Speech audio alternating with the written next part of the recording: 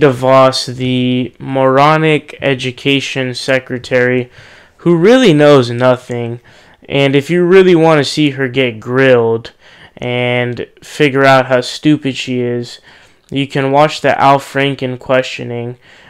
She said something about, oh, people may need guns on campuses because of grizzly bears in certain areas. I've never heard of anything like that. She didn't know the difference between proficiency and growth. And, she didn't know anything. And Elizabeth Warren got her, too, because Elizabeth Warren has the economic side of it down. But anyway, so she, I guess, is making picks. I don't know. I didn't know that education secretary, but, I guess it's a big position, right? But anyways, here's the headline read. It says, DeVos picked to head civil rights office. One said she faced discrimination for being white. So what I can tell from this article is that this bitch right here seems to be anti-Civil Rights Act. And I'm going to get to that quote later. And if she is, man, fuck you. But anyways, we're going to read this, okay? It says, quote, the new acting head of the U.S. Department of Education's Office for Civil Rights once complained that she experienced discrimination because she is white. As an undergraduate studying calculus at Stanford University in the mid-1990s, Candace Jackson gravitated toward a section of the class that provided students with extra help on challenging problems, she wrote in a student publication. Then she learned that the section was reserved for minority students. Quote, I am especially disappointed that the university encourages these and other discriminatory programs, she wrote in the Stanford Review. Quote, we need to allow each person to define his or her own achievements instead of assuming competence or incompetence based on race.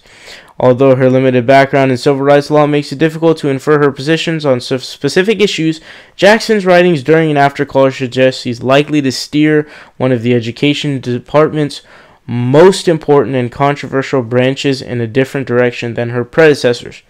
A longtime anti-Clinton activist and an outspoken conservative-turned-libertarian. These libertarians are never libertarian, by the way, because when it comes to war, they're all for it. When it comes to bailouts, they're all for it. These people are not libertarian. When it comes to gay marriage, they're like, no, we don't want to have gay marriage. Man, I'm going to move on. She has denounced feminism and race-based preferences. She's also written favorably about and helped edit a book by an economist who decried both compulsory education and the landmark Civil Rights Act of 1964. Jackson's inexperience, along with the speculation that Secretary of Education Betsy Devos will roll back civil rights enforcement, leads some observers to wonder whether Jackson, like several other Trump administration appointees, lacks sympathy for the traditional mission of the office she's been chosen to lead. Her appointment, quote, doesn't leave me with a feeling of confidence with where the administration might be going. I hope she's not going to be an adversary to the civil rights community, and I hope that the administration is going to enforce civil rights laws and represents the best interest of those who are affected by civil rights issues.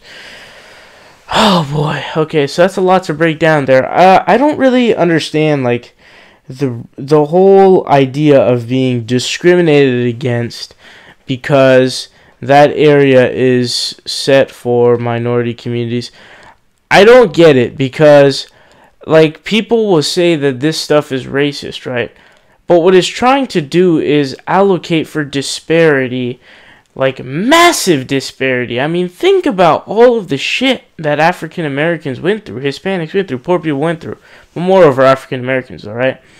I mean, the Civil Rights Act was passed in 1964, along with a bunch of other pieces of legislation.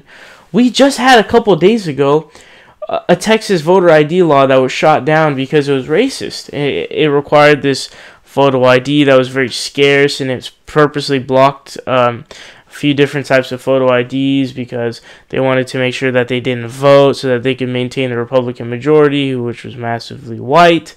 But anyways, so that generation is not even dead yet. Let's assume like the generation of people who are like 20 or 30, those people are still alive. They're still alive.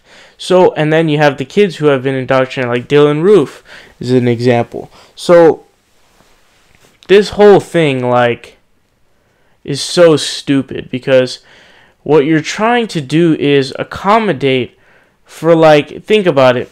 You have a bunch of people who had completely inferior systems of education in terms of lack of sufficient textbooks or accurate textbooks, and just teachers, and lack of federal funding or any funding in general at all, and nobody really cared, right? There was no oversight whatsoever.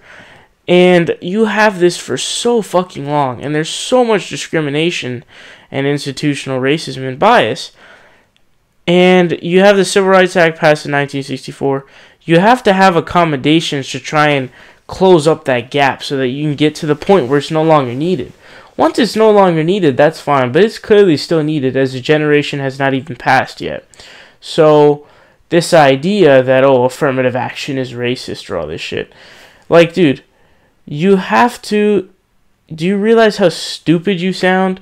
I mean, people have been put at such a disadvantage for so many fucking years. And then you go, okay, the laws are gone, now go at it. How? They're all in ghetto areas who are poor as shit.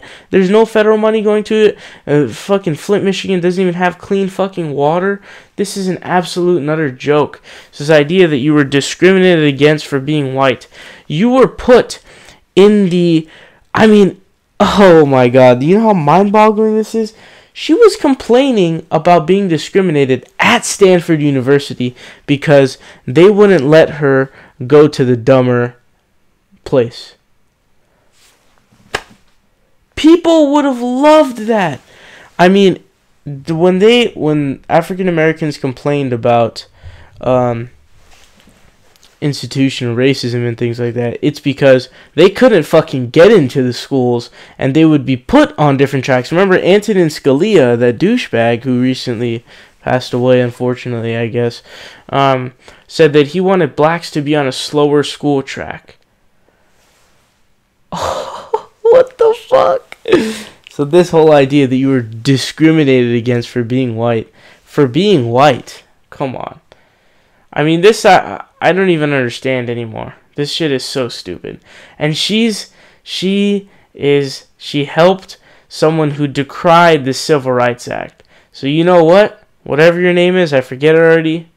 Go fuck yourself. What's up, guys? It's Saul Hill here. You guys are watching The Progressive Voice. Make sure you guys click subscribe down below. We're fighting Donald Trump tooth and nail, and we need your help.